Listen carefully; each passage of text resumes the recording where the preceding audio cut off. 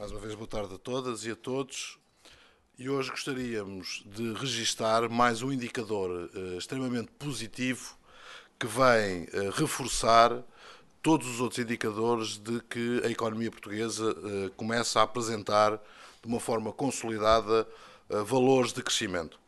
Este indicador do crescimento e do volume de negócios a nível da indústria é de registar que é de 105,2 pontos base, o que em termos homólogos estamos, e aqui é uma inversão de facto de recuperarmos os indicadores a quando do anterior governo socialista ter deixado de governar Portugal, e por isso, a par de outros indicadores, como é o caso do desemprego ontem conhecidos, como de outras atividades económicas, como é conhecido a nível do turismo e de outras, de facto, toda a reforma e toda a capacidade de resiliência e de resistência, quer dos empresários, quer dos trabalhadores portugueses, vem demonstrar que o caminho que tem vindo a ser seguido pelo atual governo tem sido um caminho positivo.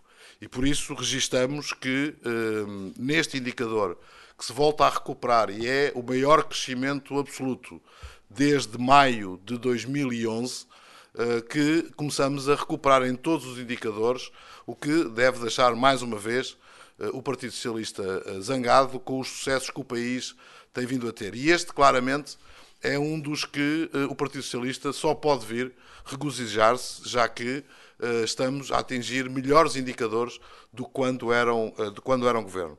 E por isso mesmo não valerá a pena, em qualquer circunstância, ainda para mais com os números de desemprego de ontem, com os bons resultados também alcançados, embora ainda não satisfatórios, mas não valerá a pena vir com matérias dilatórias no sentido de que se deve apenas e só à questão de imigração. Não só foram criados mais postos de trabalho, e que estes indicadores hoje vêm reforçar e justificar, como também essa imigração tem-se mantido constante desde o ano de 2007. E por isso acreditamos nós que as reformas que têm vindo a ser realizadas com um sacrifício enorme para os portugueses e para toda a componente empresarial vêm agora começar a dar os seus frutos, e isso deixa-nos sinal de que ainda temos tempo para ter esperança, temos tempo para começarmos de facto a viver num país normal, num país que continua a acreditar e continua a vingar e a ter resultados positivos. É nesse sentido que hoje gostaríamos de registar mais este indicador extremamente importante de crescimento também da economia, e neste caso de uma economia real. Ou seja, estamos a falar da nossa indústria, da capacidade que tem de produção, de vender aquilo que produz e de, com isso também, não só consolidar postos de trabalho, mas acrescentar e dar novas oportunidades de emprego. E por isso era o registro que hoje gostaríamos de deixar aqui expresso de mais um indicador positivo na economia portuguesa. Para a TVI, não sei se estou em direto, mas para a TVI, eu gostava de lhe perguntar se partilha das preocupações e das declarações do Ministro da Economia, António Pires de Lima, de que o que aconteceu no Banco e na PT é inexplicável e afetou a recuperação e a reputação do país. Eu tive a oportunidade de ouvir as declarações do Sr. Ministro da Economia e só as posso subscrever por inteiro. E, de facto, hoje, aliás, a própria Bolsa teve a ressaca dessa mesma situação, e por isso são situações que têm estas repercussões. Mas estamos aqui a falar, hoje, nestes indicadores, é de economia real e não de economia, neste caso, de mercados financeiros, que sabemos que tem sempre uma componente especulativa. E, portanto, aqui o que prevalece é que essa economia real continua a apresentar dados extremamente positivos e dados que nos faz ter a tal esperança e acreditar que, de facto, todos juntos vamos ser capazes. Permita-me só insistir nesta questão. Se são acontecimentos inexplicáveis, o que é que o PSD sugere que se faça para os tornar explicáveis para a maioria das pessoas? Como sabe, amanhã haverá já audições a nível do Parlamento Português. Serão dadas mais explicações, aquelas que se entender serem questionados quer ao Sr. Governador do Banco de Portugal, quer à Sra. Ministra das Finanças, de qualquer dos modos, e foi bem explícito, de que neste momento, dadas as circunstâncias globais, acaba outras instâncias que apurem toda essa verdade e, mais do que isso, que tirem as consequências daquilo que vier a ser apurado. E, portanto, neste momento já não está no foro político e está, porventura, no foro, quer a nível dos reguladores, quer a nível também do ponto de vista judicial, se for caso disso. Falava de sinais positivos, agora em direto para a SIC Notícias. Como é que vê o alerta do PS hoje de manhã, depois de ontem terem desafiado a reagir aos números do desemprego, que pede que o Governo não embandeire em Arco?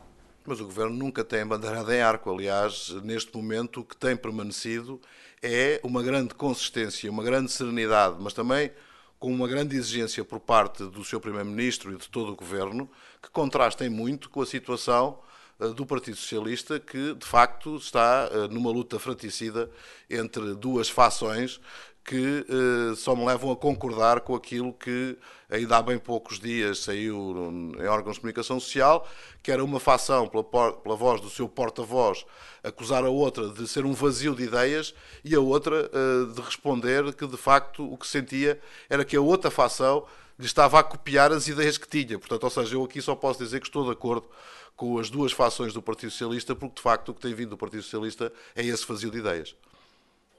Carlos Carreiras, eu tenho só uma questão aí em relação àquilo que disse sobre a situação do agora do novo banco. Falou que esta questão já não está dentro do foro político, mas de qualquer forma, na Assembleia, a partir de setembro, haverá uma proposta de comissão de inquérito. Eu queria só uma clarificação de parte do PSD, se, feitas estas audições amanhã, se em setembro o PSD vai dar aval a essa comissão de inquérito sobre a situação que levou à separação do BES em banco bom e banco mau, e já agora se tem alguma dúvida sobre as condições do fundo de resolução em termos de juros do empréstimo para essa criação desse banco bom.